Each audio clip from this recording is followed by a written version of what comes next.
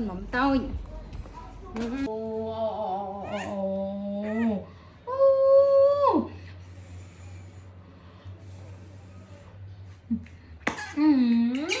Hạt muối đó.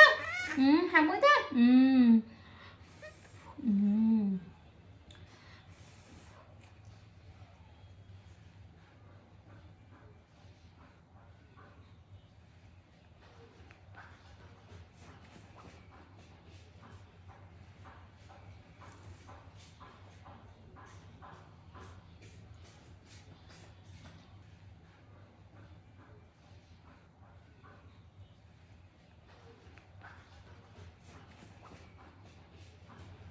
Lùi Cho con anh đằng hành vô môn về tới.